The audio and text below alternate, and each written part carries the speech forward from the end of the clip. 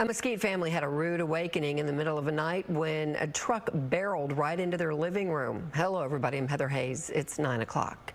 Their home surveillance cameras captured the moment. You're going to see it happen. That truck driver now charged with driving while intoxicated, and it is not his first run-in with police. Fox 4's David Sintendry spoke to the family, and David, that is crazy video. Certainly crazy video, Heather. We talked to the family earlier today. All 5 of them were home at the time that truck just came through basically their front door. And that driver that you were talking about, he is charged with DWI, but this is not the first time he was charged with DWI. In fact, he's currently out on bond for a different DWI charge. So this used to be way over here, lined up, a little half wall. Antonio Navarro reveals damage to his family's home in Mesquite after a truck crashed through the front of their home after 2 a.m. Sunday. That couch used to be right here in front of that wall, and then the truck comes through this wall right here, taking out the area where normally your family is sitting. Correct. Yes, sir. At the time, Navarro and his wife, Maria, home with their 3 kids. I check on them. I tell them it's not okay, but we're okay, so it's going to be okay. Kids not old enough to fully comprehend what could have happened. Vanessa woke up. Had the truck driven a few more feet left toward their bedrooms. I'm just happy they're okay. We can't replace them. Mesquite Police Department charged the alleged driver, Jeremy Perrin, with DWI. Dallas County records obtained by Fox 4 reveal Perrin was out on bond for a DWI he was charged with in 2023. That case still pending.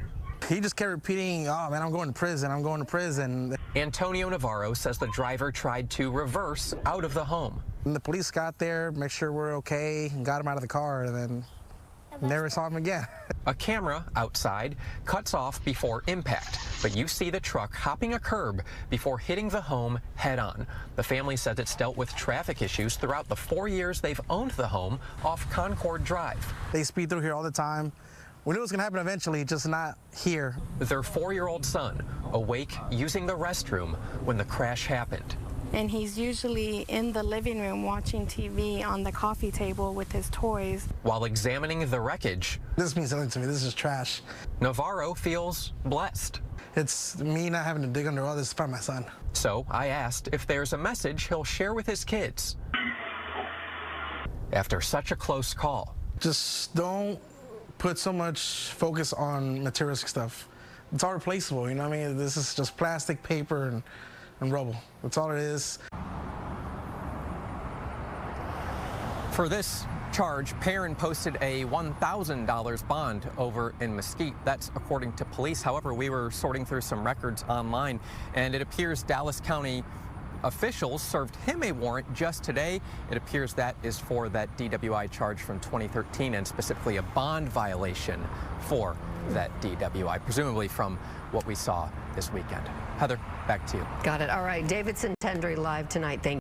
The Texas House, once again, does not have the attendance needed for lawmakers to vote on a new congressional map. Texas Democrats are promising to stay out of the state for the rest of the special session. Fox 4's Amelia Jones in studio tonight with more on where everything stands. Amelia. Heather, it was announced today that several bills on flood relief and disaster recovery are now on the agenda for Tuesday. When the Texas House Democrats chose to break quorum, it was known that this could stall other legislation. Flood relief is a topic that both sides feel strongly about, but Democrats remain united in their decision. The roll has been called and a quorum is not present. For the second week, the Texas House is not able to conduct business. Enough Texas House Democrats remained out of state in protest over proposed congressional maps. But now several bills on flood relief and disaster recovery following the devastating July 4th floods are on the agenda for Tuesday. The only thing standing between Texas and real disaster relief is whether our absent colleagues decide to show up tomorrow. Texas House Democrats believe flood relief bills should have been addressed far sooner than the Republican plan to gain 5 more seats in Congress. We have said point blank, time after time after time, that if Governor Abbott says we will take care of the people of the state of Texas first, if he makes that commitment today, We'll be back. Attorney General Ken Paxton filed lawsuits in courts in Illinois, California, and the Texas Supreme Court to try and compel members back to Austin. House Speaker Dustin Burrows shared on Monday that dozens of officers are dispatched across the state. They are set up outside members' homes, conducting surveillance, knocking on doors, calling their phones multiple times a day. So far, no one's home, but the search continues and it will not stop. State House Democrats are aware their homes are being watched. I've already had state troopers at my home this morning. But they don't plan to come back during this special session. I want to be clear. We have said from the beginning, our objective here is to deal with the corruption of this special session. We're hoping that the next special session does not also have to be corrupt. And new tonight, the Texas Supreme Court released an expedited briefing schedule in Governor Abbott's efforts to remove Texas House Representative Gene Wu from his seat. What this means, all parties involved have set dates to send in information supporting their arguments, but the court's decision on whether or not to remove him is likely not to come until at least next month. The House will gavel in at 10 a.m. tomorrow. Heather. All right, Amelia Jones in studio. Thank you. Hey, good morning, guys. Yeah, Fort Worth ISD elementary schools will now start at 7:40 a.m. And this is a district-wide effort to improve routines as well as transportation. Now, both Fort Worth Mayor Maddie Parker and also Fort Worth ISD Superintendent Dr. Karen Molinar will attend the first day of school for students at M.L. Phillips Elementary. Now, the two are expected to share their vision for this school year and recent STAR results, which includes gains in reading and most subjects across grades 3rd through 8th grade. Mayor Maddie Parker has been vocal about Fort Worth ISD test results last year, saying they were unacceptable. 15 campuses with lower state ratings will now have an extended school year, adding nearly an extra month. Now, state education leaders will also decide whether to appoint a new board to oversee the entire district this fall. So both the mayor and superintendent, they're expected to speak this morning at 8 a.m. inside the elementary school, and we'll be sure to carry that online and on air on our website as well as fox4news.com as well as our Fox local app. For Good Day, I'm T.C. Muzinga. Good morning, Brandon. We are already having a great day. We're just gearing up, getting ready for the kids to come to class. There's some teachers and staff coming in right now. I am here with one of the lovely teachers here, Fernanda, or as her students call her, Miss Pena. Now, tell me, first day of class, do you have the jitters? Are you excited? How are you feeling? I'm super excited to see the kids. I've been watching them in the hallways for 3 years now in kinder and in first grade, so I'm excited for them to finally be in my classroom. Okay, so you're teaching 2nd grade math, so that's going to be a lot of fun. Tell me a little bit about the preparation. You're in a new building this year. Yeah, so preparation is really easy now that we have like Eureka. It literally tells me everything that I need to do and it gives me like all the resources that I need, and it's so helpful. But yeah, it takes a while to actually like prepare all the manipulatives that I need for the kids.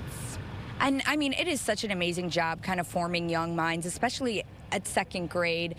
Tell me what your favorite part about teaching day in, day out is.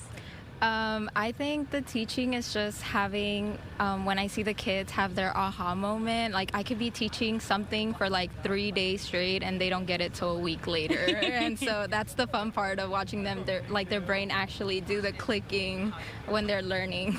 I love that. Do you have any first day of school traditions that you do every year, either as when you were a student or a teacher now for the last 3 years? I always give them their homework folder, and I have them decorated with stickers and stuff like that, and that kind of gets them going and get them started, and like that's their folder and that's what they're going to be responsible for, and they kind of have a sense of ownership since they decorated it. Yeah. Okay, well, I love that. It seems like you have everything set to go, ready to go. Good luck on your first day and your school year in math. I mean, math, that was not my favorite subject, admittedly, so she knows what she's doing. I was more of an English girl. Well, you've got Miss Pena there. Maybe she can help you out with some flashcards this morning. Yeah, I'm with you on the math thing, too. So. All right, Peyton, thanks. A Manhattan judge denied a request to unseal grand jury transcripts from the case against Jeffrey Epstein's child sex trafficking co-conspirator, Ghislaine Maxwell. The judge said releasing those files would erode confidence in the legal process. Fox's Kevin Cork reports. Grand jury records from the sex trafficking case of Jeffrey Epstein's former girlfriend, Ghislaine Maxwell, will remain sealed.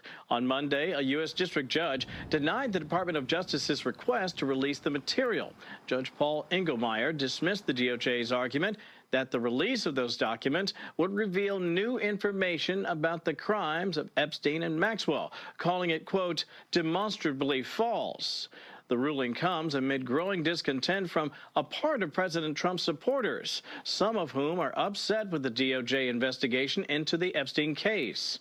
And Democrats, of course, are now accusing the president of focusing on other issues to distract from any possible political fallout. Typical move by this president to create chaos and uncertainty and to draw the attention from other issues like Jeffrey Epstein. While he's weaponizing government against innocent people, he's bending over backwards to give treatment to the worst sex offender or the worst sexual predator in America, Ghislaine Maxwell. Before the president's re-election, he vowed to make Epstein-related documents public and also accused Democrats of covering up information regarding the case. Vice President J.D. Vance speaking on the topic on Fox Sunday Morning Futures. President Trump has demanded full transparency from this, and yet somehow the Democrats are attacking him and not the Biden administration, which did nothing. And a separate judge is still considering the DOJ's bid to unseal different grand jury records from the Epstein case. In Washington, Kevin Cork, Fox 4 News.